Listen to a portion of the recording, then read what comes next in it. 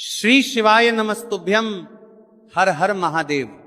दोस्तों, जैसा कि आप सभी लोग जानते हैं कि 19 जनवरी 2026 माघ माह में पड़ने वाली माघ अमावस्या है और माघ माह की अमावस्या है।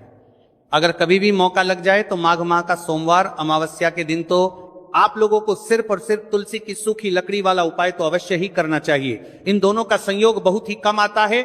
इसी के साथ में गुरुजी ने अपनी शिव पुराण कथा में बताया है कि इस दिन आपको तुलसी की सूखी लकड़ी वाला उपाय तो आपको अवश्य ही करना चाहिए। मैंने आपको लकड़ी वाला उपाय तो अवश्य ही करना चाहिए क्योंकि ऐसा दिन पूरे साल में सिर्फ एक ही बार आता है। और दोस्तों, आप सभी लोग जानते हो कि सोमवार का अगर सबसे बड़ा कोई उपाय है तो वह तुलसी की सूखी लकड़ी वाला उपाय है। तो दोस्तों, सोमवार अमावस्या के दिन आप लोगों के मेरा करना चाहिए, कोई इस तुलसी की सूखी लकड़ी वाला उपाय को जरूर करना है। बहुत सारे लोग होंगे जिन लोगों ने इस उपाय को ना किया हो, मतलब पूरा साल निकल गया, उन्होंने किसी भी दिन इस तुलसी की सूखी लकड़ी वाला उपाय को ना किया हो। पर दोस्तों, आपके पास एक आखिरी मौका बचा हुआ है जो कि सोमवार अमावस्या के दिन है। इस दिन आप लोगों को इस वाले उपाय को जरूर कर लेना है। भले ही आपने पूरे महीने भर इस उपाय को ना किया हो, पर अगर आपने इस माघ माह के सोमवार अमावस्या के दिन अगर इस वाले उपाय को कर लिया तो आपको इस उपाय को करने का वह फल मिलेगा जिसकी आपने कभी कल्पना भी नहीं करी होगी। इसीलिए आप लोग इस वाले उपाय को एक बार जरूर कर लेना है ताकि आपके हाथ से यह मौका ना जा सके और आपको इस उपाय को करने का फल मिलेगा। दोस्तों, यह उपाय पंडित जी ने अपनी अभी की ही श्री शिव महापुराण की कथा में बताया है, जिस उपाय को आज हम आपको बहुत अच्छे से समझाने वाले हैं। इस वीडियो को देखने के बाद उपाय को समझने के लिए आपको कोई और वीडियो को देखने की जरूरत नहीं पड़ेगी। तो चलिए दोस्तों, उपाय को शुरू करते हैं। देखिए, ये इस माघ मास सोमवार अमावस्या के दिन ये इतना खास होता है, इतना महत्वपूर्ण होता है। देखा गया है कभी कभी बड़े बड़े पूजा पाठ अनुष्ठान से जो कि मनोकामना पूर्ण नहीं होते, वहां माघ माह की सोमवार अमावस्या के दिन एक छोटे से उपाय करने से ही आपकी मनोकामना पूर्ण हो जाती है। और बहुत सारे लोगों ने इस उपाय को किया भी है, पर उनको इस उपाय को करने का फल भी जरूर मिला है।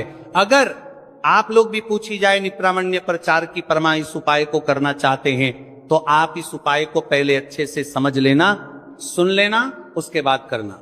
आपको इस उपाय का फल जरूर मिलेगा और इस उपाय को कर लेने से आपके घर में चाहे किसी भी प्रकार की दुख और समस्या क्यों ना चल रही हो, आपको उसका कारण भी नहीं पता है कि भाई ये समस्या किस कारण से चल रही है।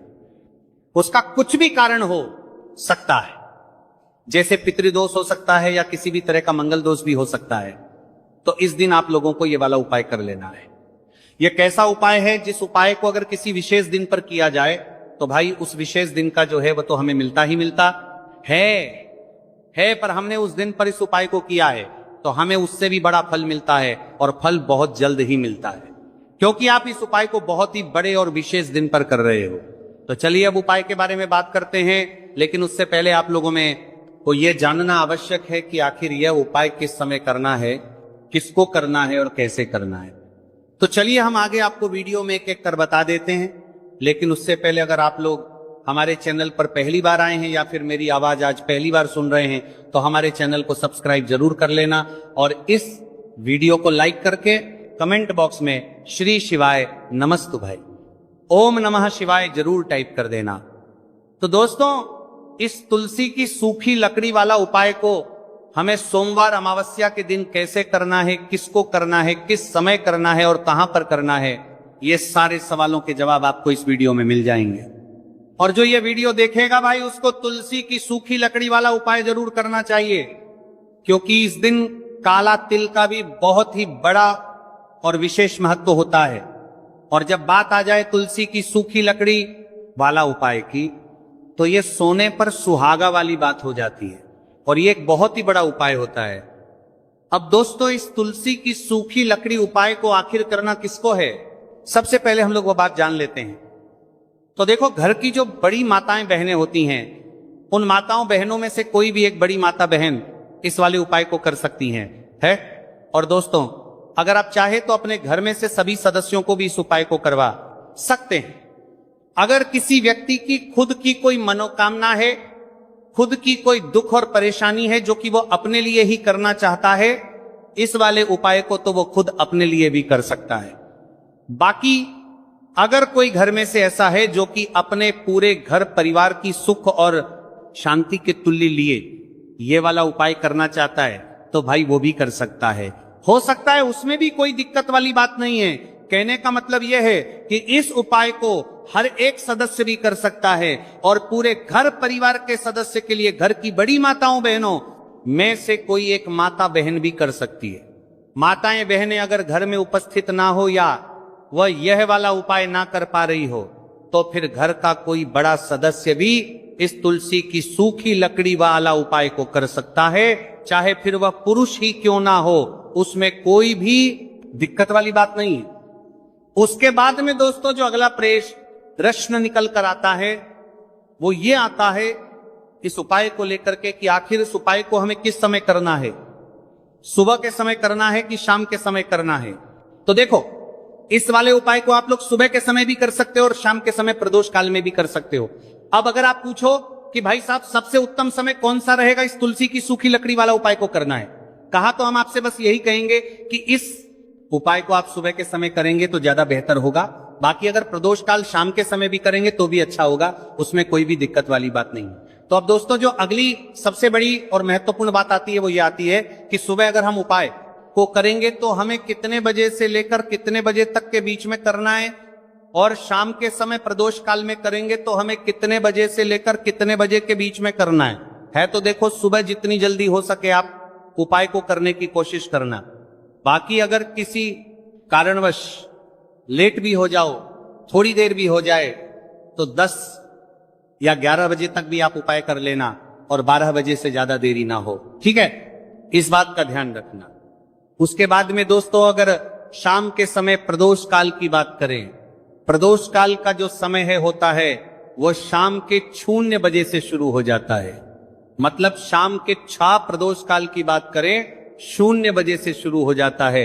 मतलब शाम के 0 बजे से शुरू हो जाता है, 0 बजे से शुरू हो जाता है लेकर 7 के बीच का जो समय होता है यह समय प्रदोष काल का समय होता है। तो आप इस उपाय को 7 या 8 बजे के बीच में भी कर सकते हो। मतलब शाम के 0 बजे से रात 8:00 बजे के बीच में आप कभी भी इस वाले उपाय को कर सकते हो, उसमें कोई भी दिक्कत वाली बात नहीं है।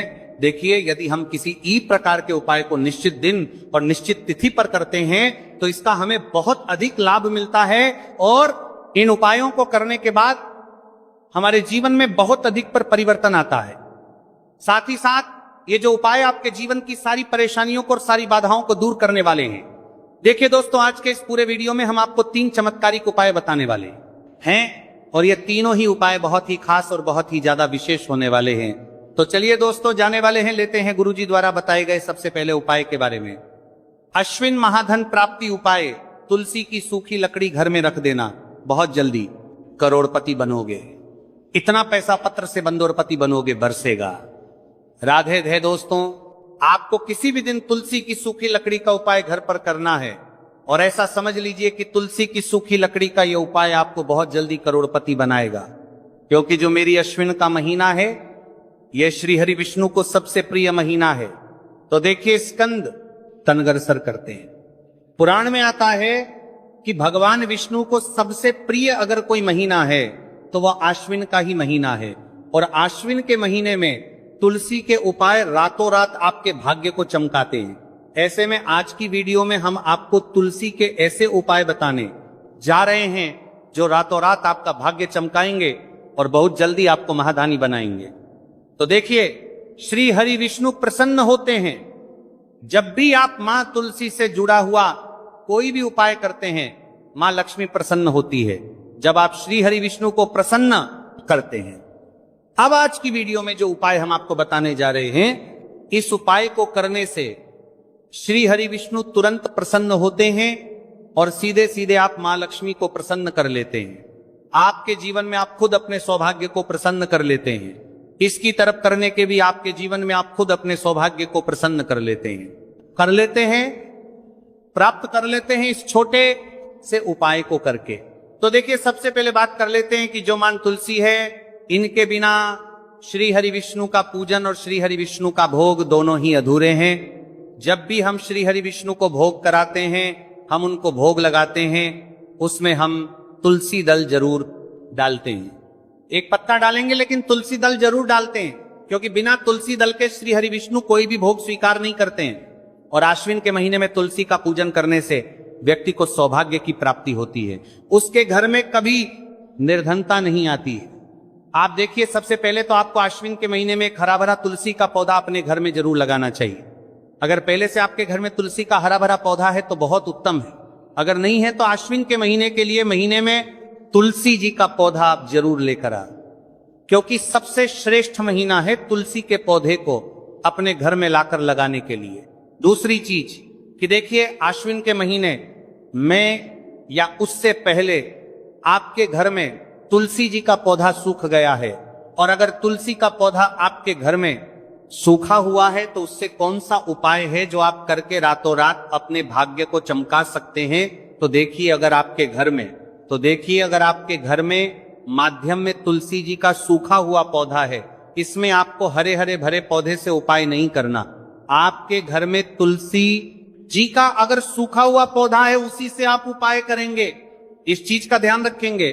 तो देखिए, अगर तुलसी जी का पौधा सूख गया है तो आपको क्या करना है, उसकी छोटी छोटी कहानियां लेनी है, गिन के 7 कहानियां, ठीक है ना।